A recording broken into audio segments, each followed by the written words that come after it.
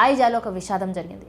ఆయజా పట్టణ పరిధిలో ఉన్న డ్రిప్ పైపుల ఫ్యాక్టరీలో ఒక పెద్ద ఘోరమైన అగ్ని ప్రమాదం చోటు చేసుకుంది. ఫ్యాక్టరీలో నిల్వ ఉంచిన ప్లాస్టిక్ డ్రిప్ పైపులు, ముడి సరుకు అండ్ యంత్రాంగాలు అన్నీ ఒక్కసారిగా అగ్నిలో పడి పూర్తిగా ధ్వంసమైపోయాయి. అగ్ని ఫుల్ స్పీడ్తో వ్యాపించడంతో అక్కడున్న ప్రజలందరూ భయాందోళనకు గురయ్యారు. అండ్ వెంటనే ఫైర్ ఫైటర్ సిబ్బంది అయితే ఘటనా స్థలానికి చేరుకున్నారు.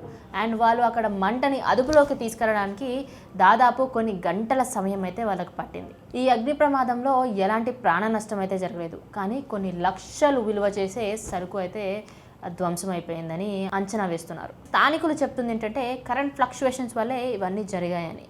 కానీ వాళ్ళు ఏమంటున్నారంటే ఫ్యాక్టరీలో సేఫ్టీ మెజర్స్ తరచూ తీసుకోవాలంటూ వాళ్ళైతే చెప్తూ ఉన్నారు. ఇంకా ఏం చెప్తూ ఉన్నారంటే తరచూ వచ్చి సెక్యూరిటీ చెకప్స్, ఇక్కడ కరెక్ట్గా ఉందా లేదా, కరెంట్ అంతా సాఫీగా సాగుతుందా లేదా అంటూ చెకప్స్ అయితే చేయాలి అంటూ అక్కడ ఉన్న వాళ్ళే కాకుండా ఫ్యాక్టరీలో పనిచేసే వాళ్ళు కూడా చెప్తూ ఉన్నారు.